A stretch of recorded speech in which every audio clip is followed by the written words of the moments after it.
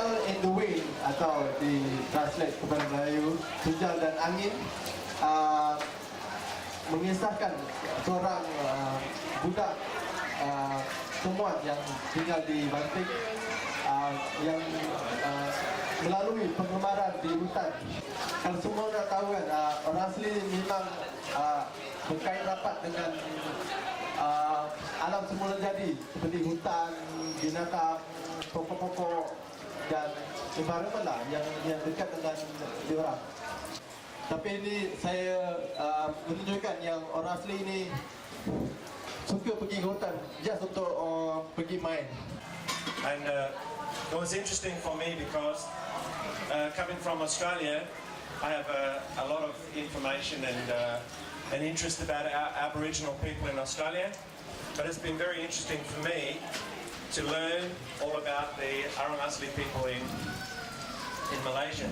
And when I listened to Shaq tell his story about his childhood and loving the jungle and all of the things that he did, it was really apparent to me how much, in the same way as in Australia, the Aboriginal people are so connected with the land. The Arang Asli people in Malaysia are so connected with the jungle. And when they see it being cut down, when they see it being burned, it does something inside to the Arang Asli people.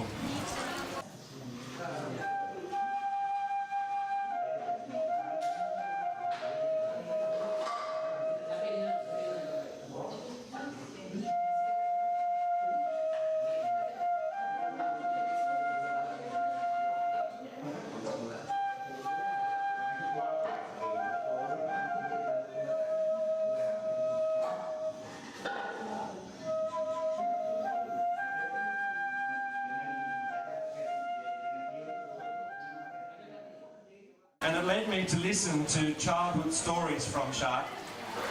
And of course, one of the childhood stories he told was of one day when he was such a little boy, he actually was a little bit disorientated in the jungle not far from his home. And it was windy. And ever since that time, he has actually really been scared of the wind. He actually doesn't like the wind at all. If it's windy at home, he'll come inside, for example. So he told this story about him leaving his house and going in the jungle and being disorientated, and his grandfather finding him and taking him back. So that was what actually formed the basis of the story. So when you said before, is Tujal actually Kujal? Yes, he actually really is. And Tujal is actually a variation of Shaq's village name, which is Tujal.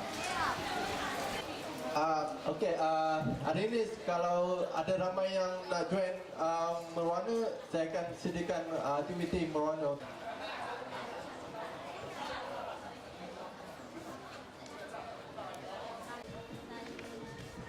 This is something else.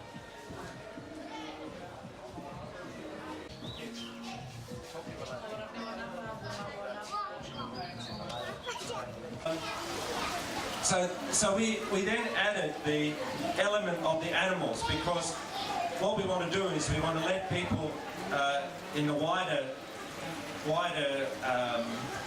country, if you like, and in other countries of the world, understand that we have some wonderful wildlife here in Malaysia. And so all the books, the 3 books in the series, all have and all feature Malaysian animals.